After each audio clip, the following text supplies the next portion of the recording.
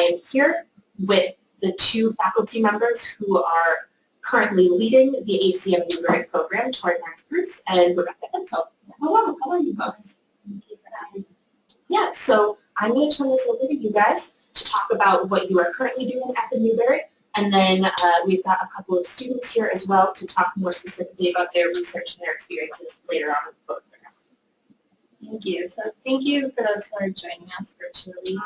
We're really glad to be able to talk to you about a program that we feel very passionately about. I'm going to let our students introduce themselves because they're going to be jumping in here along the way too. My name is AJ Matson. I'm a senior at Albion College, history major and public policy concentration. I'm Sydney Bergman from Grinnell College, junior and a history major. Thank you. So my name is Rebecca Entel. I'm from the Department of English and Creative Writing at Cornell College. I want to tell you just a little bit about the Newberry itself before we jump into the seminar here. So the Newberry, as you can see in this photo, is quite an impressive place physically from the outside. It's also a really impressive place inside. It is an independent research library, which means it is public, not affiliated with a particular institution, and that helps make it a really exciting place where scholars, community members, people really of all ages and students come from all over the country and the world even to do research at the Newberry. The materials are not circulating. Everything stays in the library. So there's some really special things that you get to work with at this library that you can't find in any other library that you would walk into. The Newberry is in the Gold Coast neighborhood of Chicago, which is a really interesting place and an exciting city to be in, which we'll talk about a little bit more. And we want to emphasize that this seminar is a very unique opportunity for undergraduates to come be part of this community of scholars. There are people who come to do research at the Newberry and really become a community while they're here, and the undergraduate students in the ACM Newberry seminar, now in its 51st year of existence as a seminar, becomes part of that community, and our students get to present their work, share their work, sit in on other scholars, not just formal presentations, but also workshops of work by professors, seminars that are going on that are open to the public in Chicago, and also lots of public programming. So right now there's a Shakespeare exhibit going on and all kinds of activity surrounding that, and our students will tell you a little bit more about that in a minute too. Hi, I'm Tori Bruce. I'm a sociologist at Cornell College, the other faculty member for this semester's program. And as Rebecca said, the Newberry program, the Seminar in Research in the Humanities, has a few components, and a seminar, the independent research project, and then an internship as part of that, and all of that working you towards this idea of a community of scholars, or situating undergraduate students in this community of scholars. So I wanted to talk just a little bit about the seminar and start to give you a sense of what it's like to actually be here on the day-to-day doing this program. So faculty choose a topic for a seminar that would be similar to a seminar in history or literature that you might have on your campuses, and it takes place usually between 5 to 7 weeks at the beginning of the semester. Our seminar is called Novel Action, Literature, Social Movements, and the Public Good. We developed that course surrounding these three texts, the 20 Years at Hull House, Upton Sinclair's The Jungle, and A Raisin in the Sun. Each year the seminar is different. But our idea was that we were going to situate it around these three texts, and so we met pretty much 4 days a week during those 5 to 7 weeks. And we discussed these materials, some additional readings, but we also coupled these readings, a typical class discussion, around the materials that were in the archives and also some field trips that helped make connections between what was happening in these texts, but also what was happening in the city as well. And that could be through historical presentations or field trips or things that were happening more contemporarily. So each seminar is slightly different. I believe next year's seminar, Nature and Culture in the Metropolis, that syllabus is online. I believe that those professors have it planned out like a Monday, Wednesday, Friday schedule. So while you're doing this seminar, you're also getting a taste of the archives, and you're also beginning to think about your research. Again, as I mentioned, field trips and experiential learning are a part of this too, taking what you're learning from texts to the streets, to the archives, and building those different layers and ways of knowing and adding to the interdisciplinarity of understanding about the topic at hand. And our students are going to talk a little bit here about some of the field trips that we've done and the way that they've seen those connections coming to bear. Yes, definitely. Hi, this is Sydney again from Grinnell College. For me, these field trips were very important, and they supplemented and complemented what we were learning in the classroom. Especially when we were learning about the jungle, or definitely Jane Addams' Hull House, we actually went to Hull House and saw the structure itself. We just saw the house. We didn't see the actual complexes that had been torn down for UIC. But it was a grounding experience to know that these were actually real people doing real things and trying to impact some sort of change in the community, whether you think that's positive or negative. Just to see that these were actual human beings doing lived experiences and trying to impact the world around them. That was, for me, I think, one of the most memorable, but also getting out into the city and just seeing the different historical events, how they happened, especially this walking tour. You can see on the lower right-hand corner on this walking tour of the Haymarket, the Haymarket Friday. So for me, that was really neat to see the story take place, but then also situate that within the the modern city of Chicago. I absolutely agree. The Haymarket tour was definitely a highlight for me as well. And as Sydney said, situating it in the modern landscape, which we were able to live in as well, really helps to place our historical perspective sort of in our modern mindset. Field trips also were a way to sort of explore the way your own thought process was, and for me, it helped actually lead to my own independent projects. Thank you. I'll just say a bit more about those research projects, and both of you feel free if you want to say more about what you're working on personally. So the research projects that that students do as part of this seminar is really the heart of the program. So the seminar, goes a little bit less than half of the semester, and then students are, really engaging in original primary research, creating projects, in some cases looking at materials that no one has really ever studied before, and all kinds of different materials, from old books to maps to handwritten letters to songs to travel guidebooks to translations to legal documents, all sorts of things from different collections in the library. You can see in these photos us looking at materials on their, what are called their futons. These are delicate materials on these cushions, being very careful with them because they're very special materials. Part of the work of the seminar is to prepare students to be able to work independently like this as scholars. So the library staff works very closely with the seminar to introduce the collections, introduce specific materials, and also talk about methods for working with these kinds of primary materials. And the faculty obviously work very closely with students as well in terms of designing their projects, doing the secondary research to give them a context for the materials, and working with them on the writing along the way. So I would add here, just to give a little bit more background on what you see in these images. Both of these images are taken from what we call a show and tell. And this is in a room in the Newberry Library called 2 West that is actually designated for the ACM students. So there's these 2 giant tables. The library staff work with the faculty to pick the documents for the day. For us, we often have those documents related in some ways to what we were studying in the seminar. So again, as Rebecca said, that gives us a chance to learn more content, but also to to work as a group to investigate how do you analyze this book? How do looking at these photographs or these images or maps change the way you might think about the topic at hand? How do they help build evidence in a different way? And so as a class, we would do this, again, during these show and tells.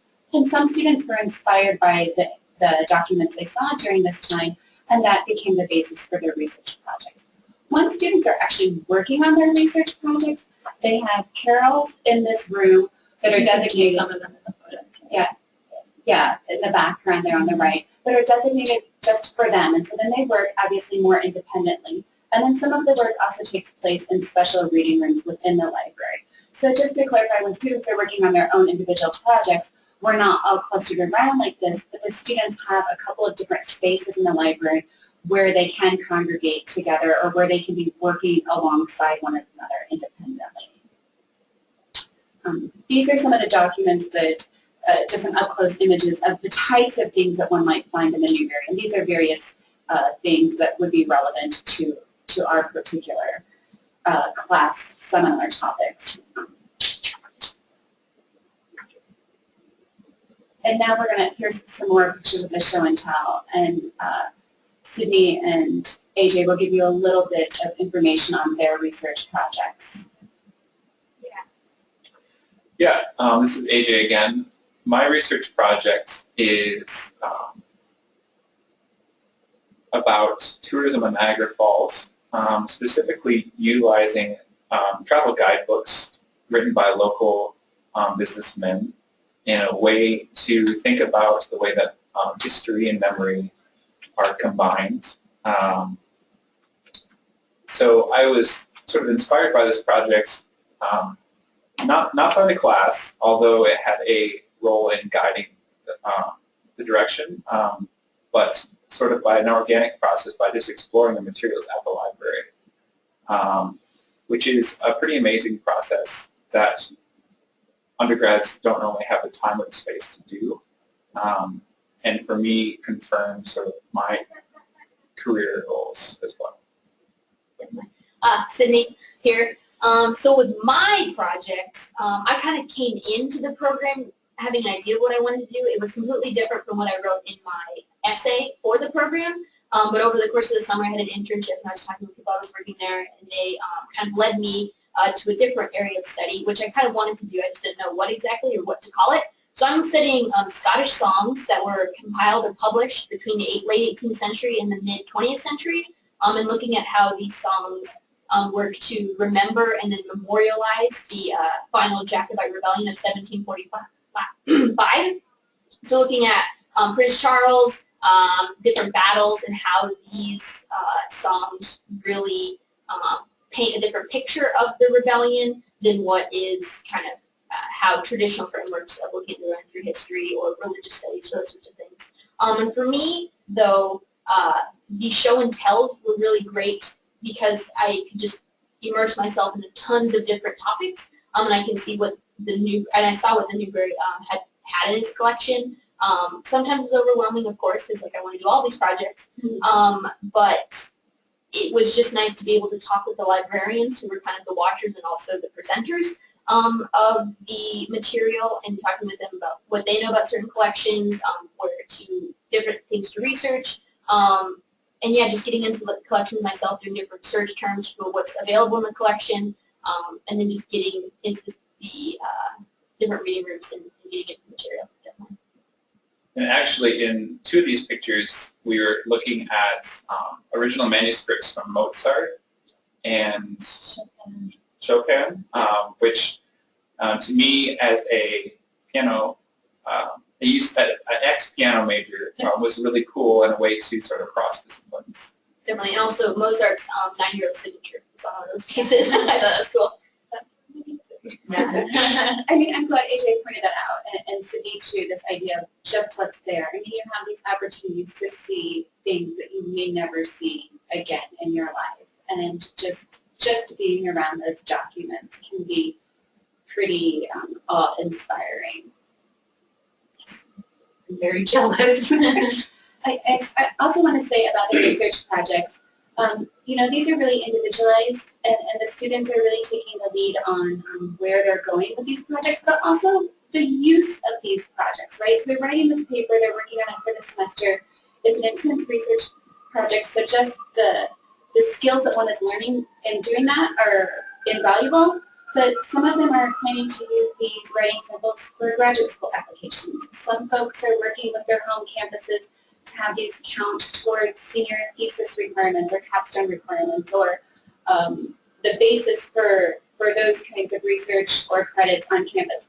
So there's really a lot of options for doing that, and that's something that students just need to work with their home campuses to figure out. You can ask questions to Katie to try and help figure out how one might approach those things, and then communicate that to the faculty fellows that are leading the seminar, leading the program in the year to come, and let them know what your intentions are. And all of the other faculty that I've interacted with affiliated with this program, we're here to really help students get the most out of it. And so again, that individualized what do you hope to gain from this experience is really in the hands of the students.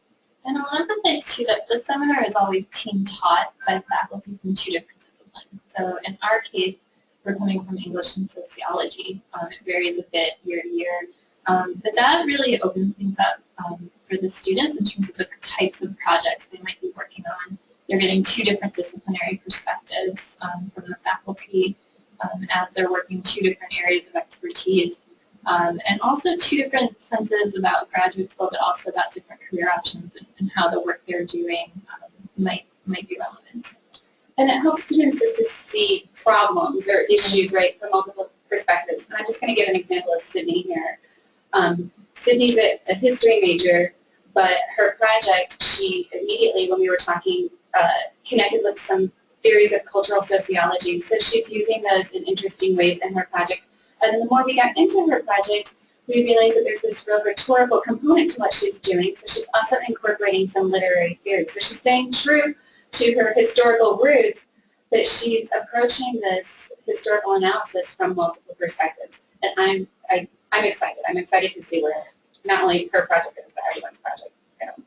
Yeah, so for example, yesterday, just in meeting with Sydney about her project, I got to look at the text of a Scottish song that I would never have encountered, probably ever, even as a faculty member, and just, read through it and think about it from a literary analysis perspective, and then hear her perspective as a history major. So it's really, even, in what we might think of as kind of a day-to-day activity of office hours. It's just a really exciting place to be with exciting things happening. And all of this leads us to this idea of a community of scholars, right? Like the 4 or 5 of us sitting around the table now are like all eager to start talking about how that's developed, because you just get so interested in the work that your peers are doing. But it's not just the students, the undergraduate students that are in the seminar. It's not just the faculty members. You can see on there are fellows, there are scholars in residence at the Newberry from really across the country, and even some international folks. And the undergraduate students have the opportunity to interact with them. We had a PhD fellow come and give a talk to our class because her research on women in crime was relevant to our understanding of gender in the progressive era, right? So students can make those connections. As Rebecca talked about, there are public events, there are exhibits, and there are numerous, the students can probably say more about the colloquium, but several different seminars or colloquium that are happening at the Newberry throughout the week, throughout the semester. So all of that really grounds the students in the Newberry. But the other piece of this is that there's this broader network of ACM Newberry seminar alumni, and you run into them all over the place. Some of them are at the ACM office where we're at right now. Some of them have given us field trips. Peter Alter, one of the field trip pictures we saw, he's a curator archivist at the Chicago History Museum. Several current Newberry staff, including someone who graduated from college last year, work at the Newberry, right? They're alumni of this program, and now they have jobs in this field. Not intending to come in and say, ooh, I want to be a librarian when I grow up, but the experience situates you in this community. You have this network of folks who know your work. You're exposed to a broad range of ways in which libraries operate, in which scholars operate, in the academic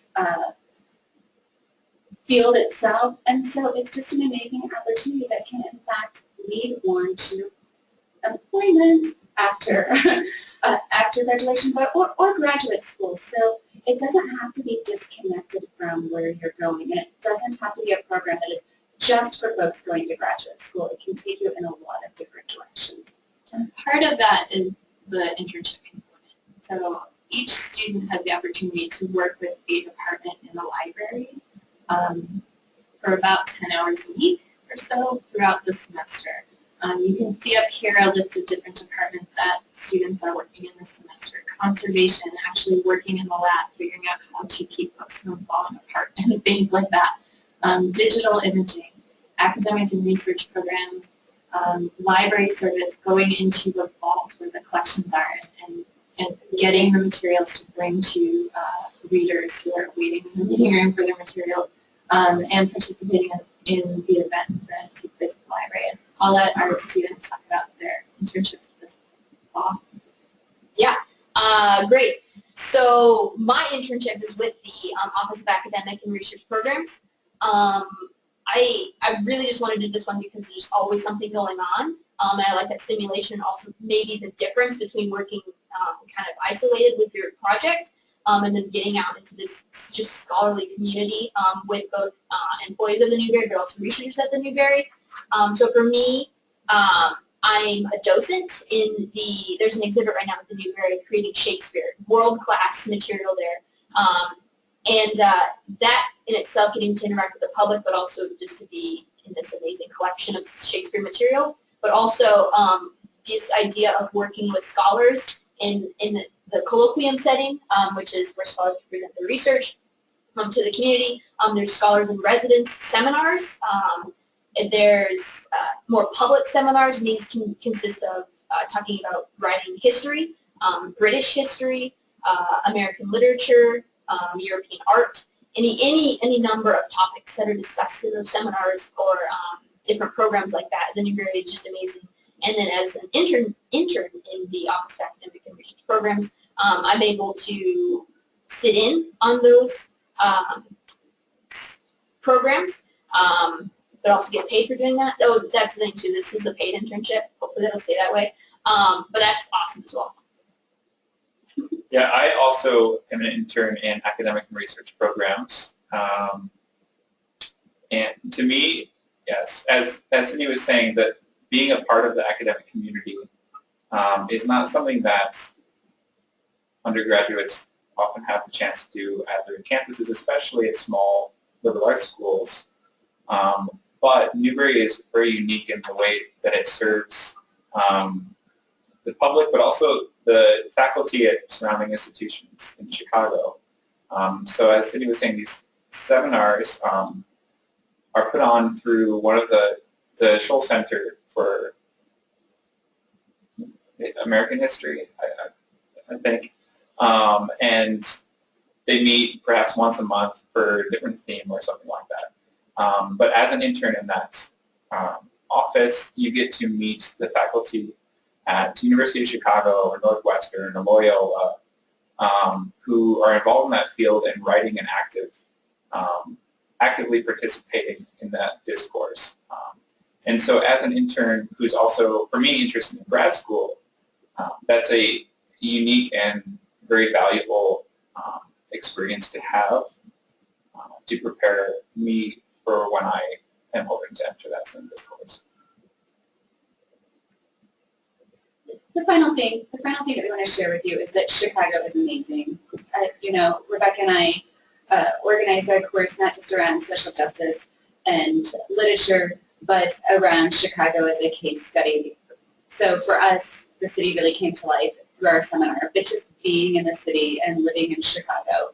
Chicago is a global city, so you are living in this bustling community with lots of things going on. So the students are just going to tell you a little bit about life in the city. What's your favorite things to do, or how do you engage with the city when you're not at your Carol and with your documents? Well, for me, I like to walk, so I really enjoy walking by the lake. We're so close, I don't know, a few blocks, maybe 5 blocks from the lake. What do you call it, like lakeshore walk, I don't know, walk. The trail, thank you, lakeshore trail, the path. And I mean, that's just beautiful. I do that a lot to just calm down. But of course, I mean, I go to the Philharmonic, the symphony, I've been to a couple of plays, the ballet. There's just always something to do. And it's just, the city itself has a different vibe. I mean, I spent the summer in New York, and that's super fast-paced, and in itself, that's great. But then coming to Chicago, there's still the same opportunity, but I think it's more manageable, especially when you're trying to balance a really intensive academic program with, okay, I still want to experience the city. I think you can calm down in the city from your program. That's what my experience is anyway. And then, too, I mean, come on, the Cubs won the World Series. That's pretty cool. So that was nice to be there, be here for this. Yeah, I also use Lakeshore Trail since we're so close. I bike along the lake. It's pretty awesome. Probably, to me, coming from a small town, it's really cool to see the variety of culture that you can experience here. So, for instance, one of the most interesting things I've done was go to a concert that was part of the Chicago World Music Festival that was a group of Italian singers who are actually labeled by UNESCO as like a World Heritage group because they're one of the last people to sing a specific style. It's the first time they've ever been in the United States. So things like that are so unique that being a part of a city like Chicago with its global influence and global influences upon it can really immerse you in such a variety. I also walk a lot. Perhaps my favorite day was, I went to a taco festival, a Peruvian restaurant, a pretty hipster coffee shop in Logan Square, a microbrewery, and walked along the lake all in one day. So September weekends are pretty great. As a lifelong Chicagoan, I'm very glad to hear you guys both say that you love the Lakeshore Path, just because when we have folks coming in, that's what, bar none, all of us are always encouraging. So that was actually one of the student questions that we had was about Chicago, so thank you guys so much. One of the other ones, you've answered most of them, but I think I'd throw this out to the whole table. Someone asked what your favorite material, like your favorite archival material you've run across is, and you were, everyone at the table just sort of heaved a big sigh of trying to sort of pick their favorite child. So I can jump in first. I didn't do the Newberry program, but I had a friend who did. I did the ACM Chicago program, so they knew that it was an interest of mine, and they were telling me about a map that was paid for by surveyors from sort of the eastern seaboard of the United States when railroad companies and for logistics and Department of the Interior was trying to figure out where in sort of the Middle West it made sense for them to lay down major transit lines, particularly major railways. The surveyor who got sent to Chicago, either through love or through the application of bribery, drew Lake Michigan extending down fully halfway into the continental United States, and Chicago was at the very base of it, putting Chicago where St. Louis is right now, because St. Louis would make sense as the place for those to go through. And so they sent that back east, and the folks in D.C. said, all right, well, that sounds legit. We'll just throw everything right through Chicago. And so that was one of the reasons why we became a large transportation and shipping and railway hub, even though geographically it doesn't make the most sense. And again, as a lifelong Chicagoan, that story resonated because that feels very Chicago of both desperately scrabbling for material advantage and doing our best to make life difficult for St. Louis. And so that is my, that map, which I did get a chance to see a year or two ago after being told about, is my favorite material of the year.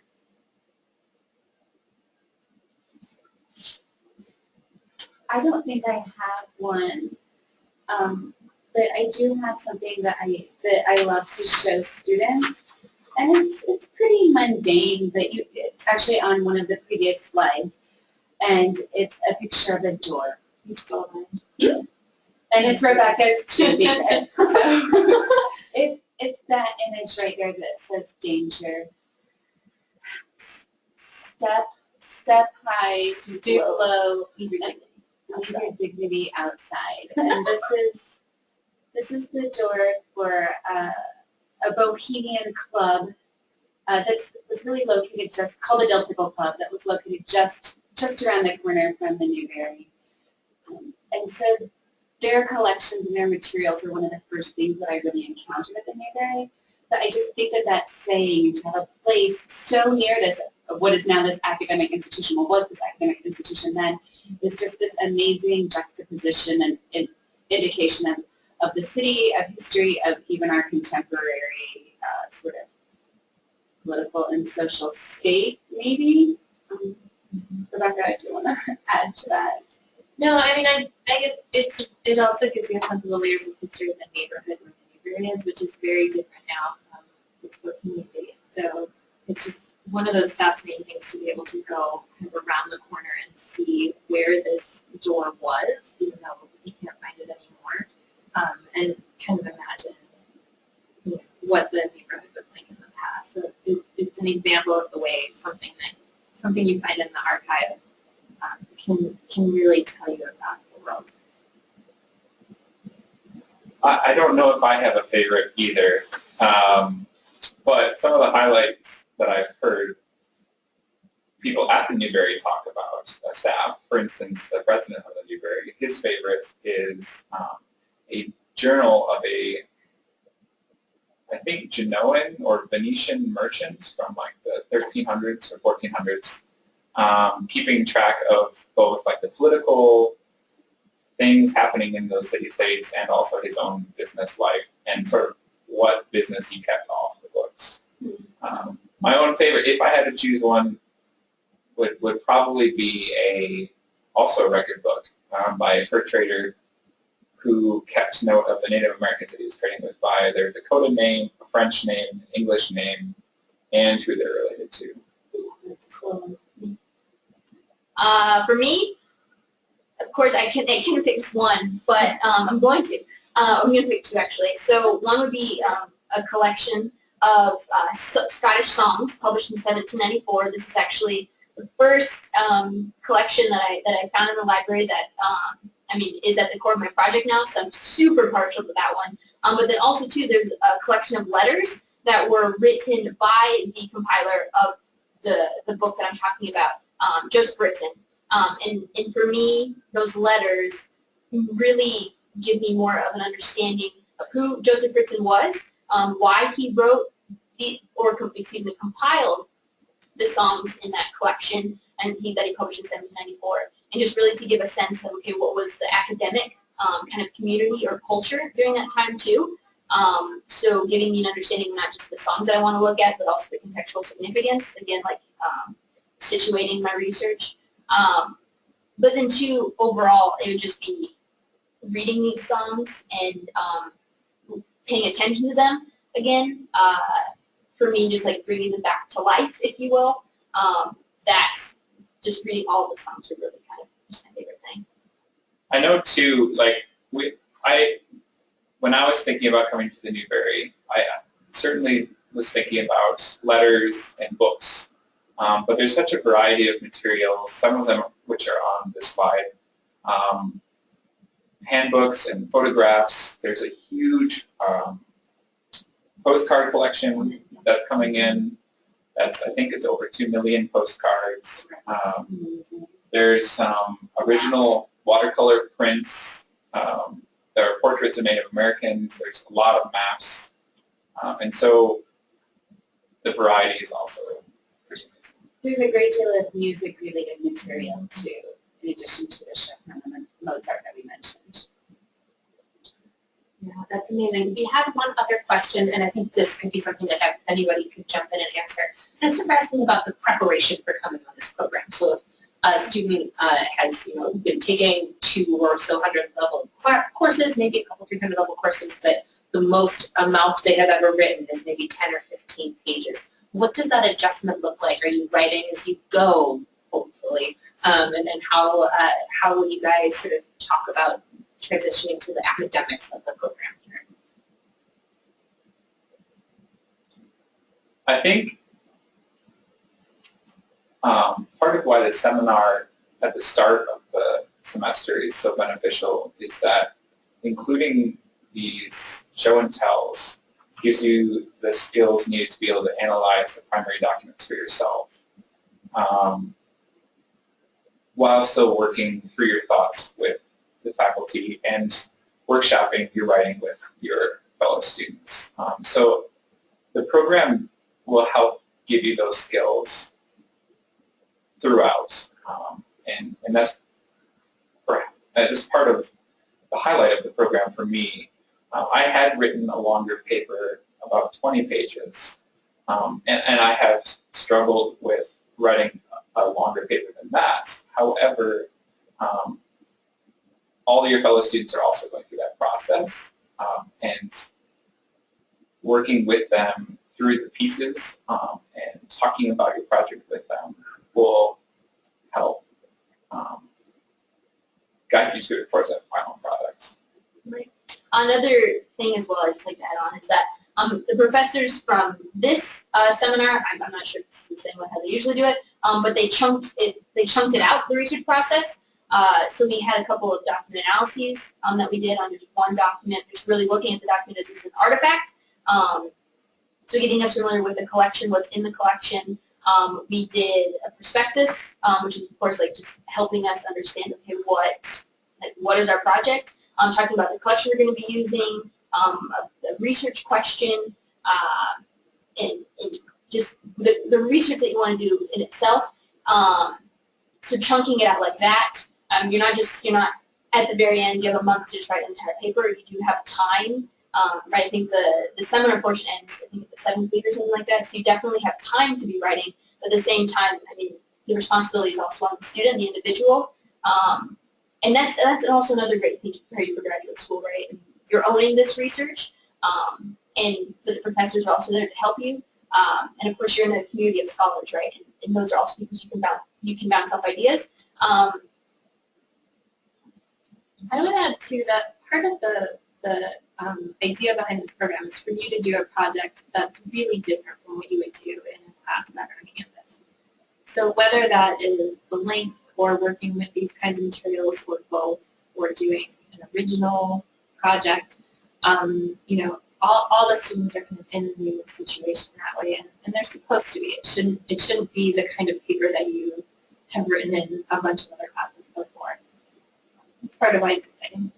As Cindy said, we scaffolded these assignments and built upon it and set deadlines to kind of find a balance between students setting their own deadlines and us helping them to be accountable. So the faculty are there to support and guide. In looking at the tentative syllabus for the next year's seminar, it looks as if they're actually using a text that is about the research process. So I imagine that they would be doing some of those same things, helping guide along the way, setting deadlines and holding students accountable while also giving them the flexibility to engage in this non-linear, messy, exciting, emotional research project. Yeah. Thank you all so much for joining us here today, and thank you for those who are watching right now who might be watching in the future. We will be posting this webinar on our website, so if you do have any questions, there's tons more information on both the ACM website and on the Newberry Library website itself. If you have specific questions about, like, all right, well, I'm interested in how do I start going through the application process at my school, how do I make sure this is fitting in with my course requirements and my major requirements, my info is on the screen. You can email me at krbrosnan@acm.edu, and I'll be happy to walk through any of those sort of nitty-gritty questions with you all. And just one more time, thank you so much to the team from Newberry who joined us here today. Thank you. Thank you.